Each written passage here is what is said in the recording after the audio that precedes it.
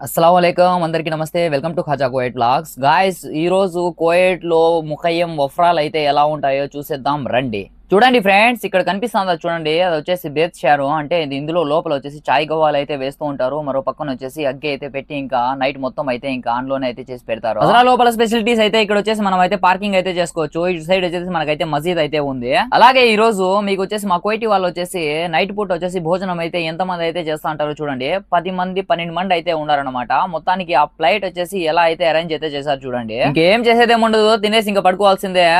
ఇక్కడికి వచ్చేసి మనకు వచ్చేసి నలుగురు అయితే ఇంకా డ్రైవర్లు అయితే వచ్చారు. ఇక్కడ చూడండి, మొన్న పడిన వర్షానికి అయితే ఇంకా ఎక్కడ పడితే అక్కడ ఖర్జూరకాయ చెట్లు అయితే ఇలాగైతే పడిపోయింది. ఫ్రెండ్స్, మా కోయిటి వాళ్ళ మజరా ఎలా ఉండదో ఖచ్చితంగా అయితే మీరు కామెంట్ అయితే పెట్టేసేయండి. ఇప్పుడు వచ్చేసి వాళ్ళు తినే భోజనాలు వచ్చేసి మీకు చూపిస్తాను, అవి చూసి కూడా ఎంజాయ్ అయితే చేయండి. ఇక్కడ కనిపిస్తా ఉండే ప్లేట్ లో వచ్చేసి కనీసం అంటే ఒక 12 మంది అయితే అంటే ఇంకా మన డ్రైవర్ లో నలుగురు అంటే మొత్తానికి వచ్చేసి 16 మెంబర్స్ అయితే తింటారనమాట ఈ ఫుడ్. ఇలాంటి ఫుడ్ అరేంజ్మెంట్ వచ్చేసి మనకి వచ్చేసి గల్ఫ్ దేశాల్లో చూడడానికి మాత్రమే కనిపిస్తూ ఉంటాయి.